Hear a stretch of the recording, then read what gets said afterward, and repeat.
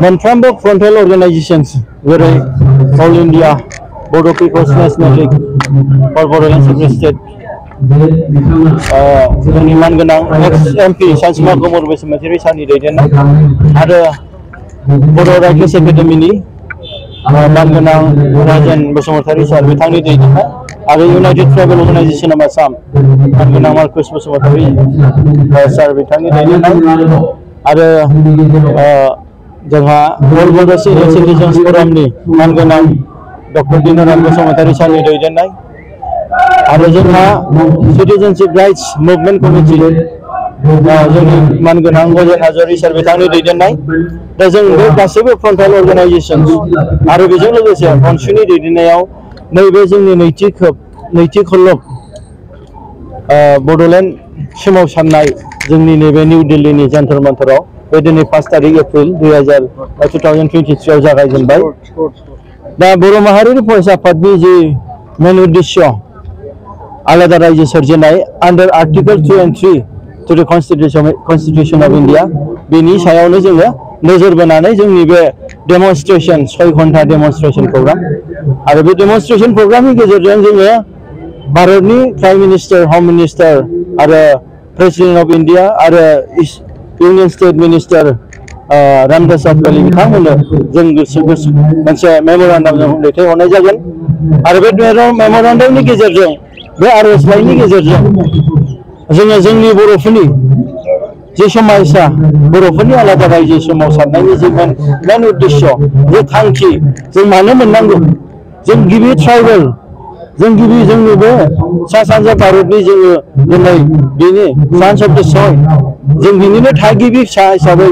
जों दिनै जोंनि हाखौसो जों डिमान्ड खालामफिनदों जों गुबुननि हाखौ डिमान्ड खालामाखै जाय हाखौ जोंनि भारतनि संबिधान आर्टिकल 2 and 3 नि गेजेरजों जोङो दिनै मोनखानांगौ बेखौसो जों दिनै डिमान्ड खालामनो फैदों आरो बेनि गेजेराव जोङो दिनै गासै जों गोजोननाय मोनदों जे जोंनि मैखोम गोदान लाइमोनफ्रा जितु आलादा रायजो सोरजिनाया दाबो जोबाखै आरो गोबां जोंनि गेदेमा रायजो राजा बिथांमोन आरो जोंनि मानगोनां गावबुरा बिथांमोनजों लोगोसे जोंनि इन्टेलेक्चुवेल्सफोर आरो जोंनि जे national Federation of smaller state जोंनि मानगोनां तोमार सार बिथांमोन आरो जोंनि यूनाइटेड ट्राइबल अर्गानाइजेशननि वुमेन्स विंगनि आफादगिरि मेडाम जोंनि देउरि बिथाङाबो फैदों जोंजों मैखोम भाबै बाहागो लाफैदों दा बेवहाय जोंहा गोजोननाय दं दि जोंनि बर'फोरनि जि मोनसे लं स्टैंडिंग डिमान्ड जि मुंख्लंफोरनि जि आद्रा थानाय सिमां आरो जेबो बर'फोरनि जे जाय मानसिफ्रा मावरिया जानांबाय रान्दि जानांबाय बिथांमोननि जि आसा बिथांमोननि जि सिमां गेदेमा बर' हारिनि जि सिमां बड'फा उपेन्द्रनाथ ब्रह्मनि जि सिमां आलादा बड'लेण्ड रायजो सोरजिनायनि बे जोंनि थांखिया दासिमबो थांनानै दङ आरो भारत सरकारा आरो आसाम सरकाराबो दिनैनि बे डेमनस्ट्रेशनजोंनो आरो बे मोनसे जों मेमोरेन्डाम गथायनायनि गेजेरजों दिनै बिथांमोनहा मिथिफिननो मोनबाय दि आलादा रायजो सोरजिनाय बड'लेण्ड सेपारेट स्टेटआ दासिमबो बर'फोरनि गोसो गोरबोनिफ्राय जोबाखै होननानै आलादा दा बड'लेण्ड आलादा रायजोआ जेब्लानाखि जाया मानो जों जेसेबांसिम जों बे बर' माहारियारि फरायसा आफादजों जगदान थानानै जों खामानि मावगोन अब्लासिम जोंनि बे बड'लेण्ड सेपारेट स्टेटनि सोमावसारनाया मोनफ्रोमबो पार्लियामेन्ट सिजनाव बे जाबाय थागोन दिल्लीनि बे जन्तर मन्तरावनो दा जोंनि दिल्लीनि जे मोनसे खेबनै थांनाय 2022 नि 8 आगस्टआव जों नैबे एखे जायगायावनो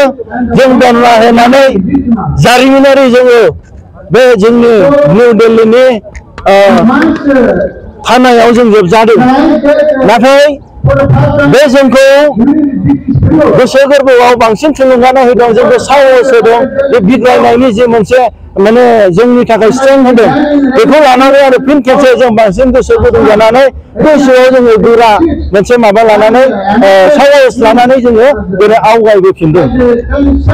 गोबाव समनि गुबुन हारिफोरा बे बर' हारिखौ बे सोमावसारनायाव नाख्रेबबोबाय थानाय खायदाजों गादबबोनायखौ जों नुनो मोनो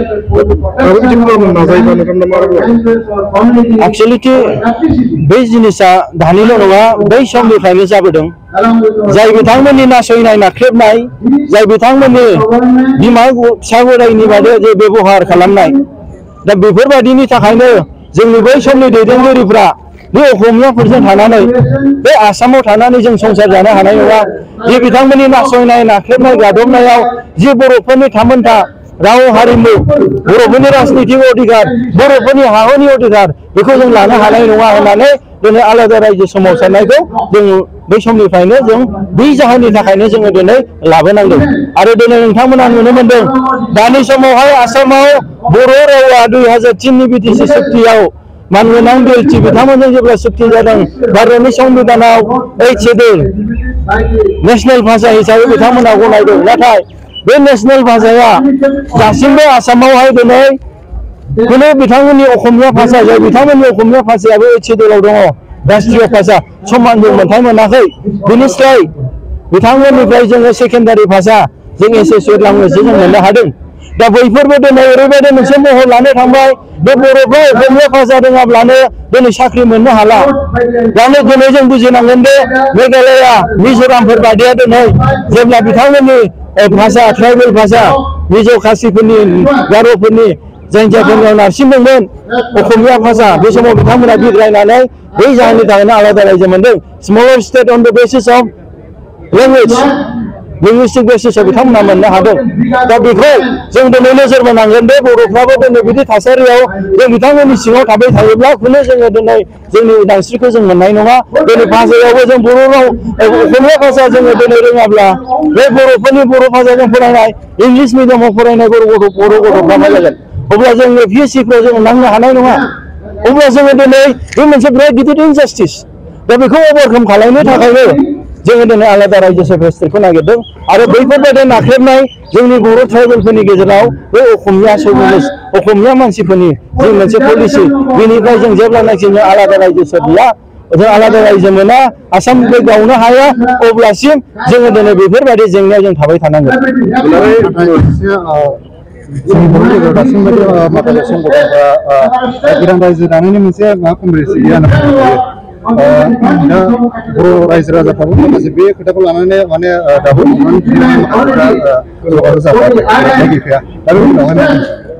दा जोंनि बर'फोरनि गेजेराव जोंनि बर'फ्रा बुंनो थाङोब्ला जों हाजोनि जे ट्राइबेल मानसिफोर दं बेनिफ्राय कनसियास जानाया जों एसे उनाव जादों मानो होनब्ला जोङो दिनै बै ट्राइबेल हाजोनि बिथांमोननि जि मोनसे इउनिटि गावसोरनि जि मोनसे पलिटिकेल सेल्फ डिटारमिनेशन बिथांमोननि राइट्स अट'नमि बिथांमोननि जि बिथांमोननि कनसियासनि उनावसो जोंनि बर'फ्रा दिनै बिथांमोना आलादा रायजो मोनखाङोब्लासो जों सांग्रां जादों दा बेखौ नायनानै दासिमबो जोंनि बर'फ्रा दिनैबो जोंनि माखासे बर' इन्टेलेक्सुयेल्सफोरखौनो होन बर' माखासे रायजो राजाखौनो होन दिनै बिथांमोना दासिमबो पलिटिकेल कनसियासआ दासिमबो गैया दिनै बिथांमोना दिनै भारतनि संबिधानखौ भारतनि माखासे